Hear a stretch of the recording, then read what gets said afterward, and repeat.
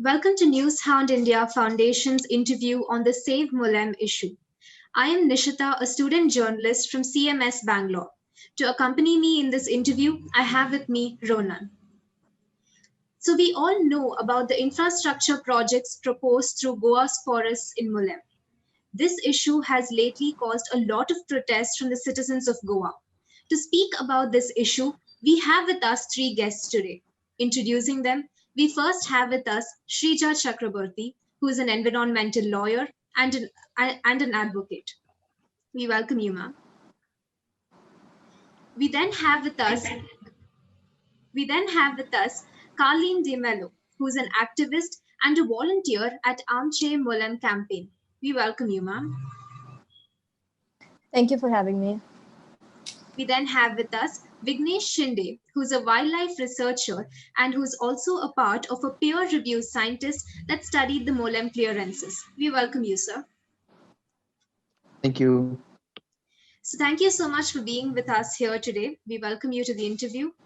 So starting with you, Shrija ma'am, I'd like to ask you, could you basically break down what exactly these three projects are and what is the process that the government went through in obtaining clearances for this project?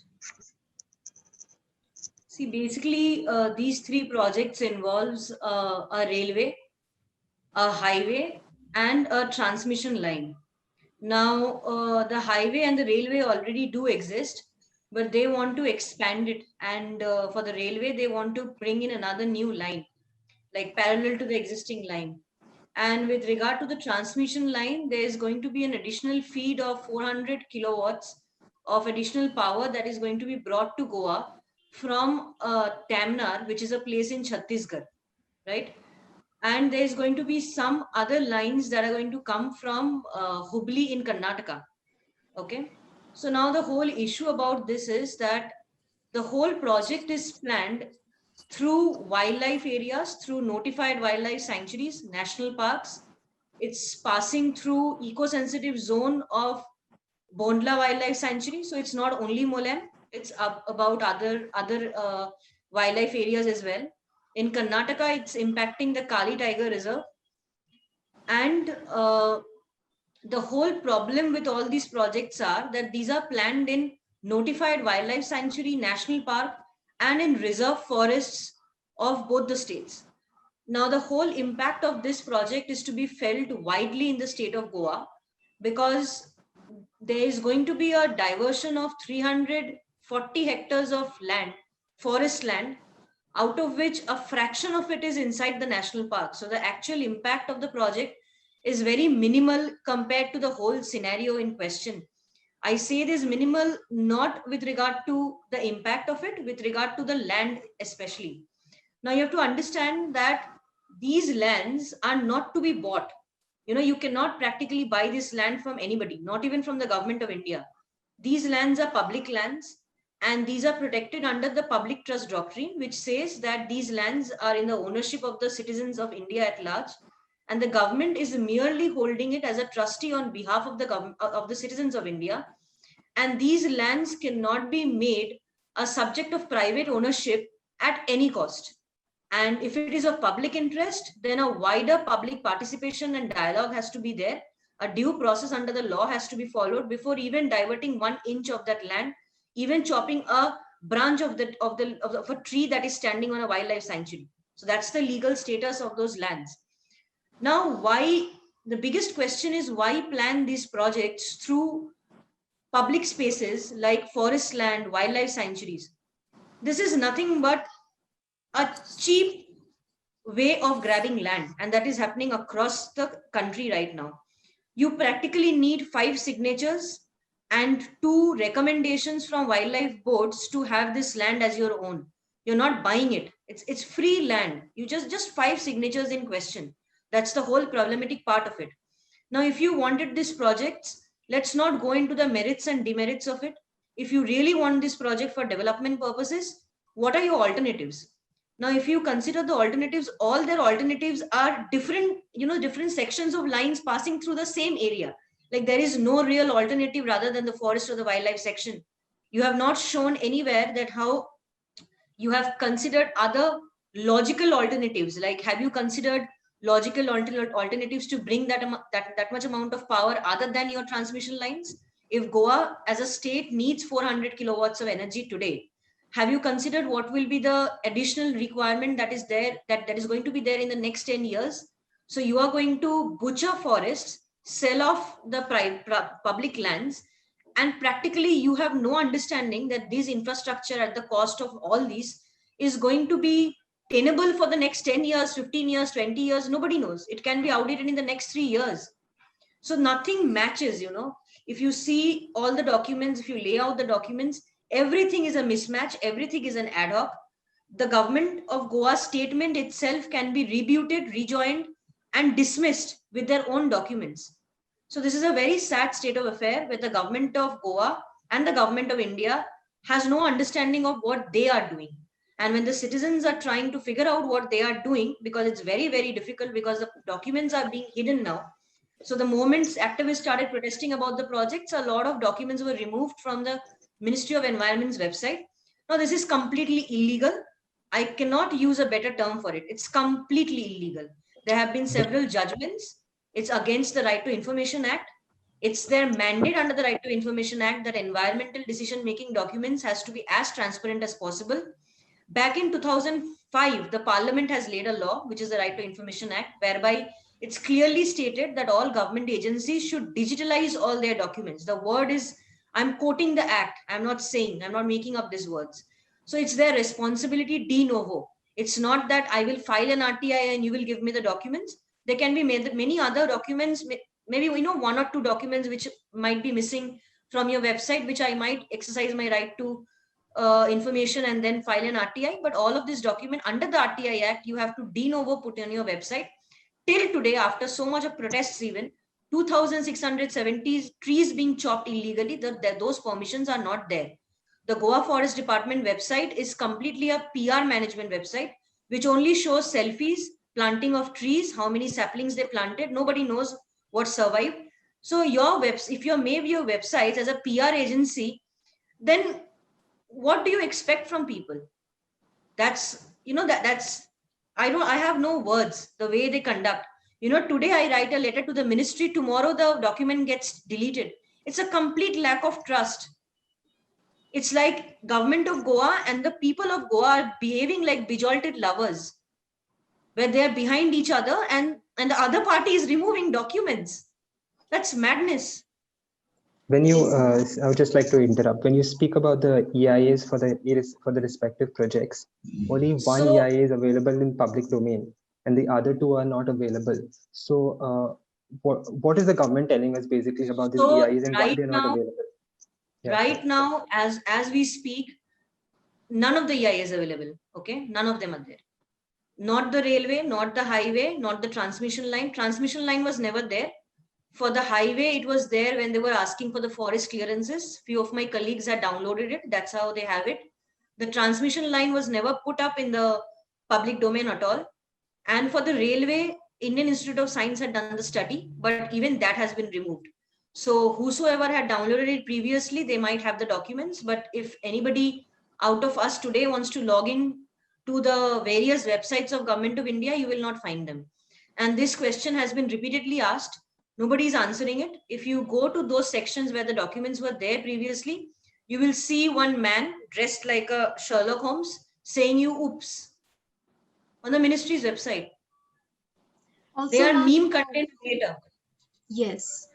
Also, ma'am, under the Wildlife Protection Act, it says that you cannot undertake any development projects in a protected area, right? Unless it is for the benefit of the wildlife or the forest. So these projects are clearly not for the benefit of the wildlife. So how exactly did the government obtain clearances for this project? So basically across, see, if you understand that there are 10 forest clearance proposals involved here, and there are 3 wildlife clearances involved here. As I said, that the plan to evade the forest of its nature, it's much more than the plan of evading the laws and everything with regard to the wildlife sanctuaries. So you have to understand that these are 2 parallel clearance procedures.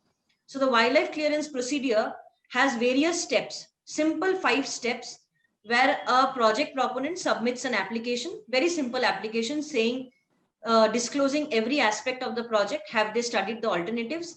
What is the biodiversity impact assessment? How much of trees are they going to be cut? All of this application is submitted to the Goa Forest Department. Goa Forest Department, under their territorial jurisdiction, the Deputy Chief Conservator of Forest or the Divisional Forest Officer, these posts are the same but varies from each state to state. These basic first line of officers have to go to the site in question, have to conduct a site inspection, have to do a tree enumeration, have to even record if they have seen any wildlife or the past record of wildlife sighting in that area, and have to say whether he or she is agreeing with the project or not. If not, why? If yes, why? Now, in these documents, surprisingly, we have seen that their recommendations were granted by giving conditions, by leaving conditions that the project proponent has to give us 5 motorcycles and 2 SUVs. Now, I fail to understand where, under which law have these forest officers seen this provision where the parliamentary acted laws have given them permissions to ask for motorcycles and SUVs, but not to levy one simple condition of sound environmental, backed by sound environmental knowledge. These are wide open to see, and they've removed these documents. Now, this recommendation goes to the conservator of forest, who has a wider jurisdiction to cover. That man or that woman has to go to the site again, has to cross-check the recommendation or the site inspection reports that was forwarded to him by his junior, and then recommend or reject the project to his boss, which is the principal chief conservator of forest or the chief wildlife warden, with his specific recommendation, again with a reasoning why yes, why no. And the why is very important in all of this. Then the head of the forest force, who is the principal chief conservator of forest, and the head of the wildlife, the custodian, the highest custodian of the wildlife in the state, is the chief wildlife warden. Now that person has the discretion to either go to the site or not go to the site. Then he has to apply his mind. This word is very important, that application of mind. Otherwise, it could have been done by a robotic system. He has to apply his mind again to say, I am recommending or rejecting, why, with reasons. Now, these 3 steps of documentation shows you that the lowest level of forest officer is asking for motorcycles and cars. The officer above him is saying, because my junior has approved it, I am approving it. Their overall boss says, because the 2 juniors below me has approved it, I am approving it in public interest. The only addition, this post holder who is a statutorily post holder, his post is created by the Wildlife Protection Act, adds one word, which is the public interest. Now tell me, what is public interest over here? Not explained, not defined. Now this goes to the State Board for Wildlife, which is the Goa State Board for Wildlife. There are members who are from political background, who are from wildlife background, from NGO background, and from other public life background. These people has come out wide open and give media statements that when these projects were being discussed in those meetings, they were completely unaware. Few of the documents were shared with them minutes before the meeting started. Now, this is the 4th stage where any kind of recommendation or rejection was possible. Even this board deems fit to allow this project in public interest. Now, this goes to the table of the additional chief secretary of the state, the 2nd ranking highest IAS officer of the state, who says that everybody below me has approved the project. So I am sending it on behalf of the state to the National Board for Wildlife, the committee, the Standing Committee for National Board for Wildlife, which is chaired by the Union Minister of Environment, Mr. Prakash Javadekar. He sits on it in a meeting, on a virtual meeting on 7th April 2020 with 33 other proposals. He starts the meeting at 10:30 in the morning. By 2:25, he tweets that I have cleared projects which concerns 11 states. Now, if you divide the time and the number of projects, you will see that each decision-making process and average time was 8 minutes. Now, this is the state of affair. So I think I've explained you 5 stages where everybody just had to say yes in public interest and the land is yours. Go, take. This is the due procedure. It's a joke. It's very disgusting and disrespectful to talk about the law and how the way they have reduced it to. Ma'am, can any I would like to get official be, you want to say? Yeah, I would like to get Vignesh into the discussion. And Vignesh, you've been associated with the Monet Forest very deeply, doing a research and right from your college time. So could you stress and tell us about some of the impacts these three linear projects are going to have on the forest of Goa? So these projects which are passing through the Modern Wildlife Sanctuary are going to have a massive impact on the flora and fauna of this area because see, this is a biodiversity hotspot, right? So when you are declaring a biodiversity hotspot, there are some criteria which are followed. Okay. So firstly, the area has to be a home for 0.5% of the total population of vascular plants. Okay. And these plants have to be endemic because endemic as in you cannot find these plants anywhere else on the planet, right? So if you compare this number, so it accounts to be approximately around 1,500 vascular endemic plants. Right, this is one criteria. The second one is the area has to have lost its 70% of habitat. Right. So yesterday I saw this interview of Mr. Nilesh Cabral. So I could see that saying that Goa is covering about around 60% of forest and so on things. See, when you are declaring a hotspot, the criteria itself states that the 70% of its habitat is already gone. So why more of destruction they are causing? I just don't really understand this. And Yes.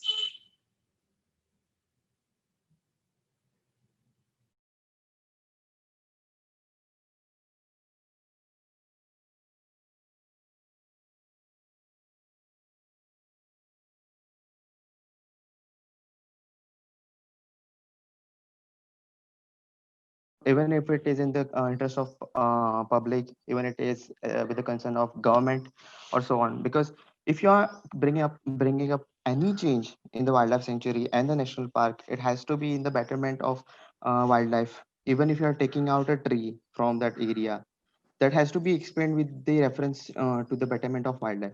You cannot even divert a water flow from a sanctuary and national park. Yeah, so I would now like to get Kalan into the discussion. So, Kalan, the larger question does remain as to if these projects are not going to benefit the wildlife, they're not going to benefit the locals, there are no clear-cut benefits given by the government. What are these projects and who are these projects really going to benefit? Okay, so that's a really good question. Okay, and really, this is the same question we've been asking our elected representatives and our government officials. Because when you say in public interest or in national interest, you have to be a little more specific, right? How is it going to benefit the people? So the people of Goa, and particularly the young people, they have three main concerns, okay? One being the environmental concern, which Vignesh has just spoken about how it is a biodiversity hotspot and there's so much of wildlife in this area. Interfering and upsetting ecosystems of this nature, okay, because it ultimately will impact our lives also. And when you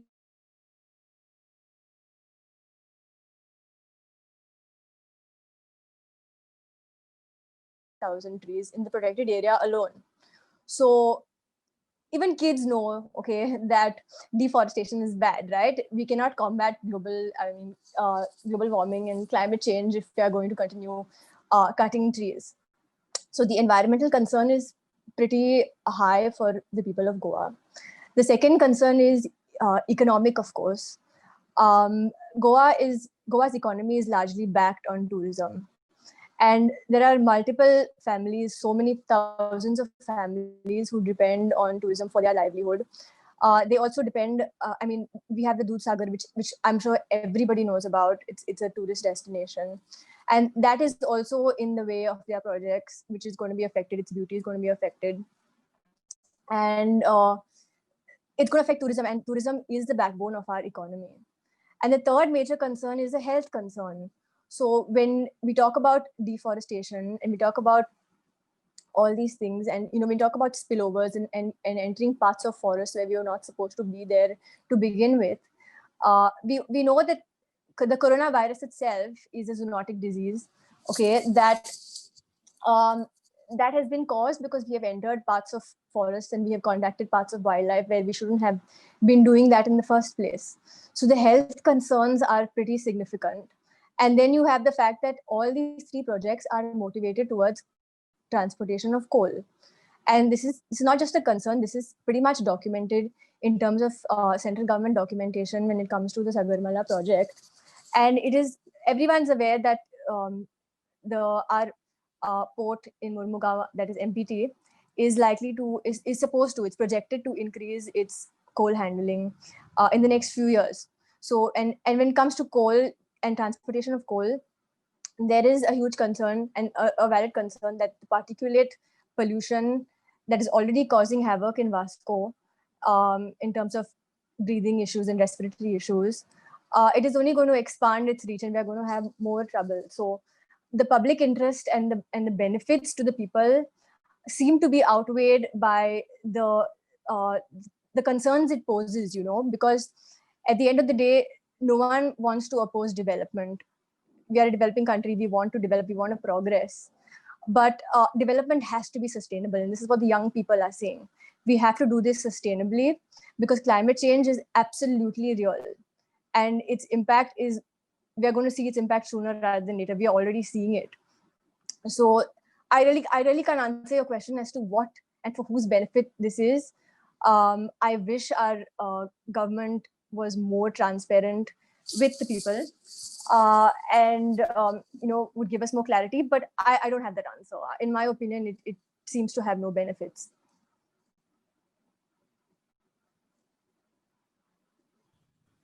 So if the transportation of coal and the transmission line is actually as necessary as the government argues, as a youth, what alternative would you suggest for the current decision?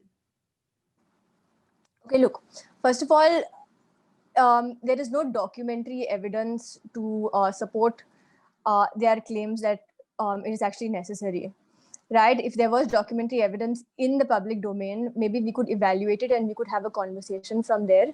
But right now, they are yet to put up, there is this white paper that our power minister is talking about, which is yet to be made public.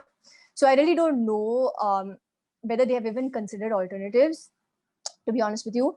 But I guess the obvious answer, and most people will tell you, that instead of depending on coal for power requirements, the whole world is talking about moving away from coal, right? We want to start seeing more sustainable, renewable energy. And we haven't even started having the conversation of how we can expand, how we can sort of start looking at avenues to generate solar power in the state and increase that, because I think that is something that is sustainable long term, as opposed to having coal as a source of energy and as a source of power and having that kind of pollution in the state. So, I mean, if you're talking about progressive policies, I think solar energy should really be given a better look and a harder look at that. So to end with one last question. The police have now filed an FIR on the Chandor peaceful meet, and they have also put charges of unlawful assembly and rioting. So do you think that this will deter the youth from coming out in the future again? They know that they do not stand the test of law to begin with. The right to protest is our fundamental right under the Constitution. And there are innumerous judgments. There have been, forget about other protests, there have been various environmental protests in this country. There have been the Chipko movement, there have been the Narmada Bachao Andolon. These are, all tried and tested old tricks in the hat that they're pulling. Exactly. It's no way illegal. And the rioting charges are very funny because there are evidences and photographs which shows that people were doing a peaceful protest where they were dancing, singing, and it was culturally vibrant. There were people of all age groups. As per my knowledge, there were children of 9 years old who went into the protest intact and came out intact. That by itself says that there was no rioting. There were old women, more than 70 years of age. If there was any rioting, then they wouldn't have come back intact. And there were presence of police as well. If writing was there, then what were they doing the whole night? These are the pertinent questions that should be shot back to them. If they think filing these dubious FIRs to create people, to create fear in the people, they are not. They're only making a mockery of the whole system, and they're being extremely disrespectful to the constitution and the rule of law and to the history of the country to say for say. You have to understand that the democracy that we stand in India is only 72 years old. This country was built with the process of protest. This country is built by Gandhian philosophies, and Gandhi believed in peaceful protest.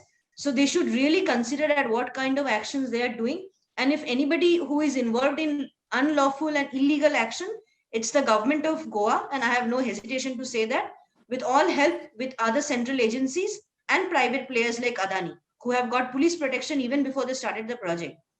So if anybody is Sri, at fault, then they are. I just had a last Yeah, question to Sreja. If you could just sum up it in 1 minute or so. There's a large opinion that the central government is pushing these projects onto the state, and the state actually has a right to say no. See, we want to safeguard the rights of our Yes. people. But the problem is that our chief minister, Dr. Pramod Sawant, from sources and reports are stating that he's trying to maintain his image with the BJP Central Committee in Delhi. So, what do you have to say to that? So, see, my whole point would start at the point that governments will go and come, but the statute and the law is here to stay. The constitution is here to stay, and Pramod Sawant is just an elected representative. He can be removed in next 2 years, and it's high time that people of Goa should remind him that he is not a ruler, and this is a democracy. He is an elected representative. If he is not being able to deliver as to the expectations of the people of his state, then he will be removed. And while he is in office, he has all the right to say no. If he is not saying no, then that only portrays the weak personality in him, and then he should resign, I guess, because the way he's trying to intimidate people, he has lost his mind, and he thinks that he's a ruler, which he is not. So if he gives excuses that it's a central project, what were you doing for the last 4 years? You were all meetings that gets conducted in his own personal residences. Documents are created later. I will not go into it much deep. If he's hearing me, he knows what he has done. So there are documented evidences of their misconduct. They are just making a mockery of the whole system. He needs to be reminded now, because he gets people arrested at every point. He intimidates people. This is not how a democratic government runs. It feels like we are under Taliban rule. If Kalan, you wanted to say Uh, something, last 30 seconds, if you could. I Okay, just wanted to And add. to Vignesh. Okay, Yeah, sure. Kalan Go and ahead, Vignesh. Vignesh, go ahead. So Kalin, go ahead, please. Okay, fine. So as she just said, okay, as far as intimidation is concerned, it's not going to work because it's people are going to be more upset now, not just to save their forests, but to save their democracy. And in terms of whether whether it's a BJP government or whichever government, our political affiliations are really not going to protect us from the impact of climate change. So really, we are totally motivated by science, and we have to listen to what the experts are saying. That's all I have to say. True that, Kalin. Yes, Yeah, I wanted Vignesh, to go add ahead. some. Yeah. Yeah. Yeah, so I wanted to add some points about, like, I cannot explain how these projects are going to be beneficial for the Goa or the Goan public, but the impacts on wildlife is so drastic. I just want to add some points about, there are many endemic species, there are many threatened species, and if these projects like the double trekking or the widening of road, if this come, so they are going to destroy the habitats. Okay, so when we go across the track to the Dudhsagar area, we can see there are many streams, many waterfalls coming across. So there is a stream, okay, and there's a one new record from Goa. There is a new species of dragonfly which is recorded from the same habitats, which is just coinciding, uh, uh, alternating to the this railway road. So if the double tracking is done, definitely these habitats are gonna get crushed under that. Okay, so in recent days we could see on newspapers and news articles that so many leopards are getting killed under the train, coming under the train, even the bison. So there have been records where our forest department were claiming that altogether two leopards, one bison, and two sloth bears were got killed in this. And there are also endemic species of frogs which are threatened because of fragmentation. If we run anything through the Mollem Mollem National Park and these wildlife sanctuaries, obviously they are gonna create the fragmentation effect, wherein the species which are already present there, they will be separated with the gap which is made because of these projects.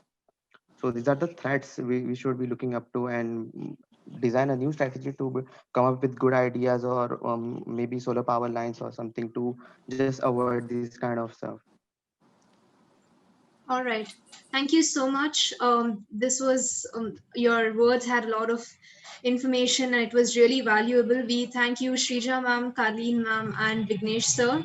Thank you for joining us today and sharing your thoughts and a lot of information.